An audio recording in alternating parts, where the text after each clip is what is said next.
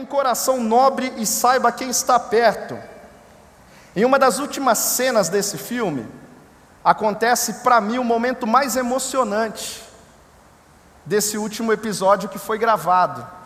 Rip Chip, junto com alguns outros personagens, eles estão numa praia, eles se encontram com Aslan, eles estão diante de uma grande onda que separava o país de Nárnia, o reino de Aslan, de Nárnia. Eles estão ali e eles têm um diálogo com Aslan então, e Rip Chip faz um pedido para Aslan. Ele pergunta para Aslan se ele poderia entrar no reino de Aslan. E Aslan diz uma das frases mais bonitas do filme. Aslan diz o seguinte: meu país foi feito para corações nobres como o seu, sejam eles grandes ou pequenos. Meu país foi feito para corações nobres como o seu, sejam eles grandes ou pequenos. Rip Chip então ele entra num pequeno barco, ele deixa a sua espadinha de lado, aquela espada que tinha acompanhado ele durante toda a sua vida. Ele que era um grande guerreiro, ele deixa a sua espada porque ele sabia que no reino de Aslan não haveria mais luta, ele não precisaria daquele instrumento, e ele atravessa aquelas ondas. Se você foi no cinema, se você não tinha chorado até aquele momento, naquela hora as lágrimas desceram. Era interessante, eu olhava para o lado no cinema, os homens fingiam que não estavam chorando, porque o homem não chora, né? O homem não chora. E aí dava uma escondidinha lá, tentava fingir. Todo mundo chorando no cinema. Uma cena realmente emocionante, algo marcante. Aquele ratinho então, entrando naquele reino. Aliás, quando eu penso no reino de Aslan, isso me faz lembrar de um texto bíblico também que fala sobre um reino. Esse não é um reino da ficção, um reino real que está disponível para mim e para você. Lá em Apocalipse 21, versículos de 3 a 5, fala a respeito de um reino que também é separado para pessoas que têm coração nobre. Nesse texto está escrito o seguinte: o próprio Deus estará com eles e será o seu Deus. Ele enxugará dos seus olhos toda lágrima. Não haverá mais morte, nem tristeza, nem choro, nem dor, pois a antiga ordem já passou. Aquele que estava sentado no trono disse: estou fazendo novas todas as coisas. A Bíblia está falando aqui a respeito de um reino, o reino de Deus, o reino que está reservado para aqueles que em vida decidiram entregar o coração para Jesus. Essas pessoas terão o direito de entrar nesse reino, onde não haverá dor, onde não haverá tristeza, onde não haverá doenças, onde não haverá guerras. Esse é o reino que está separado para aqueles que em vida tomaram a melhor decisão que poderiam tomar: deixar Jesus Cristo ser Senhor e Salvador das suas vidas. No país de Deus não haverá lágrima, não haverá morte, não haverá tristeza, não haverá choro.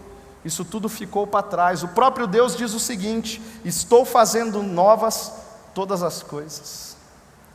Sabe uma outra coisa muito interessante sobre esse reino? Esse é um reino reservado por toda a eternidade, mas é um reino que pode começar na minha e na sua vida hoje. Quando eu leio lá em 2 Coríntios 5, versículo 7, eu leio o seguinte: se alguém está em Cristo, é nova criação. As coisas antigas já passaram, eis que tudo se fez novo, eis que surgiram coisas novas. O reino de Deus é algo que está reservado por toda a sua eternidade, se você entrega o seu coração para Jesus, e é algo que começa na sua vida hoje. Hoje. Basta uma decisão. Mas vamos voltar para o que Aslan disse. Ele disse que o país dele tinha sido reservado para pessoas com corações nobres, sejam eles pequenos ou grandes. O que é esse tal de coração nobre? Uma outra pergunta: será que a Bíblia fala algo? Queridos, a vida não é um cinema, mas nós podemos aprender. Tem pessoas que pensam que a vida é só comer pipoca, né? E pensam que a vida é tudo a mil maravilhas e vão vivendo assim, né? Uma pipoquinha aqui, outra ali, coisa daqui, coisa lá, não é? Toma aqui uma pipoca para você. Agora você coma com calma aí, né? A vida não é um cinema, não é um filme de Hollywood, mas nós podemos aprender com algumas coisas. Até porque vivemos dias em que tanta coisa ruim é passada pela mídia. E eu acredito que, na verdade, a sociedade está sendo moldada pela mídia. Novela, seriados e filmes de Hollywood e filmes do Brasil estão moldando a mente e o coração das pessoas. É impressionante a quantidade de coisas espiritualistas hoje no meio da mídia. E é um filme, é uma novela, é um seriado. Isso vai entrando na mente das pessoas e vai formando os discípulos. E muitas vezes as pessoas, sem perceber, elas estão adquirindo novos hábitos, formando novos valores e novos padrões baseados na mídia. Raramente temos uma série baseada num escrito de um pensador cristão, como é o caso das Crônicas de Nárnia, que os escritos estão por base de C.S. Lewis, um dos maiores escritores, teólogos e pensadores cristãos do século passado. E Deus colocou no meu coração desenvolvermos esta série de mensagem. Liberte-se do dragão e volte a ser menino. Essa é a terceira mensagem desta série. E eu gostaria de desafiar você a mergulhar nesta mensagem e descobrir os segredos espirituais de Nárnia. Nós vemos uma sociedade que está mergulhada na telenovela e não está tirando nada de bom dessas telenovelas. Programas de auditório, domingões da vida, que só estão levando as pessoas a se tornarem cada vez mais egoístas, mais centradas nelas e mais voltadas para as trevas. Então, já que nós estamos à mercê de tantas séries, telenovelas e filmes que nos trazem coisas do mal, vamos aproveitar esta série que está no cinema e que, graças a Deus, está aí sendo vista por milhões de pessoas no Brasil e no mundo, e orar para que as pessoas possam assistir e pegar a mensagem subliminar que está por debaixo dessas produções. A vida, como eu disse, não é filme. Você não pode simplesmente viver confortavelmente assim, mas você pode tirar lições de coisas que estão acontecendo, como é as Crônicas de Nárnia, e aproveitar para a sua vida. Então, bem-vindos à série Descubra os Segredos Espirituais de Nárnia, a terceira e penúltima mensagem desta série. Nos 3 filmes e nos 7 livros de C.S. Lewis, as Crônicas de Nárnia, nós aprendemos 3 questões fundamentais. A primeira delas é que existe uma jornada épica sobre a vida. Querido, você não pode esquecer que você é peregrino neste mundo, que você está aqui de passagem. Há uma jornada épica sobre a vida e você está inserido nela. Você é personagem da história da sua vida e é um personagem muito importante. E você vai ter lutas homéricas sobre isso, coisas muito difíceis. E isso está escrito em 2 Coríntios capítulo 4, de 8 a 12, que porque vivemos uma jornada épica, uma situação por vezes altamente difícil, nós somos pressionados, diz Paulo. Nós somos esmagados sim, mas não destruídos. Então, viva na sua vida, não fique reclinado na sua poltrona, não fique simplesmente confortável vendo a banda passar. Você vive uma jornada épica neste mundo. A sua vida não termina aqui, você está de passagem. E você tem um inimigo que é um diabo, mas você também luta contra o homem, o ego, o seu eu, que vive dentro de você.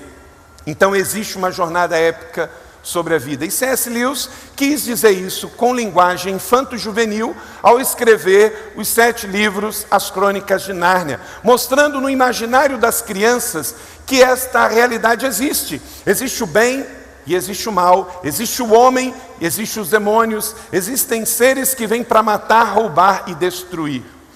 A outra questão é justamente essa: o mal é uma realidade.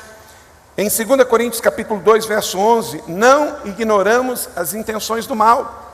Se tem uma coisa que o diabo quer, é que você pense que ele não exista. Ou se existe, é algo fraquinho, que você pode mais do que ele. O diabo não é todo poderoso, mas ele é mais forte que você. E não tente subestimá-lo, senão ele vai pegar você. Você não tem que ter medo do diabo, mas você não tem que dar bobeira para o diabo, porque ele quer matar, roubar e destruir você, sua família, e ele até imita dragão, ele até imita leão, mas ele não é leão. Pedro diz que ele anda ao nosso redor rugindo como leão, mas ele não é leão, leão é outro. O nosso Aslan, ele é único, é o leão da tribo de Judá. Ele pode imitar leão, mas ele não é leão, porque só há um leão, o nosso leão. Mas o mal existe, e eu não posso ignorá-lo, eu não posso desprezá-lo ou subestimá-lo. Uma coisa que o inimigo ama é que o oponente o menospreze ou despreze. E a outra coisa, que é a mais importante de todas, há uma esperança. Existe uma esperança. Na jornada épica da vida, existe sim o mal. Ele não é uma força mística, é uma pessoa, é o diabo. Ele se manifesta em nosso mundo, mas há sobretudo uma esperança.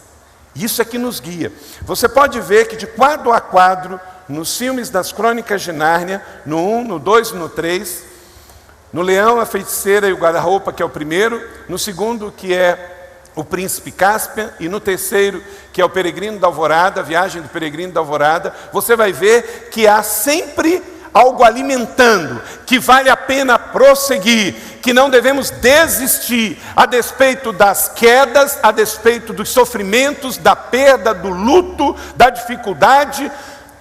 Você prossegue, você persiste, porque há uma esperança. Assim é a sua vida. Não desista, não desista da sua esposa, não desista do seu cônjuge, não desista dos seus filhos, não desista das pessoas que você ama, não desista da sua fé, não desista da sua igreja, não desista da palavra de Deus. Há uma esperança. Na jornada épica que vivemos aqui, lutamos contra o mal, mas há uma esperança. Evangelho quer dizer boa notícia, boa nova. E o Evangelho de Deus em Cristo sempre nos diz que há uma esperança. Então, se está ruim, é porque não chegou ao fim. Se está doendo agora, acredite que amanhã passará. Se hoje é trevas, amanhã virá a luz. Se você está vendo tempestades hoje, acredite que virá a bonança. A enfermidade de hoje dará luz à cruz e a solução da cura de amanhã.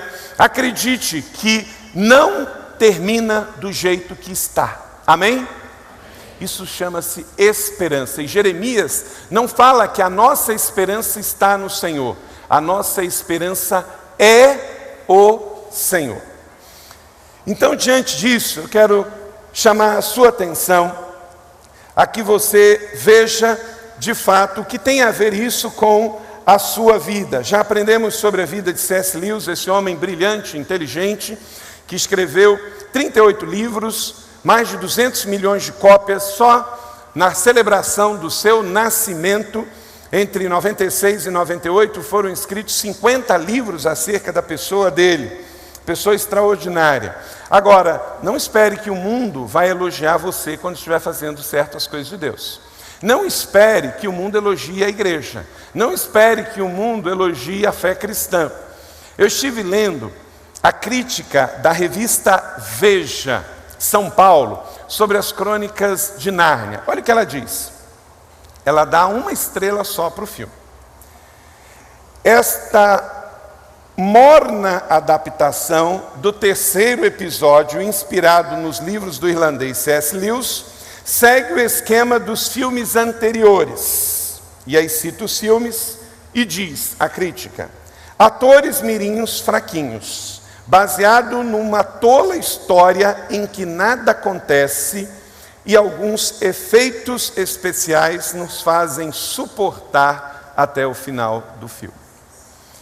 O que mais me chamou a atenção, baseado numa tola história.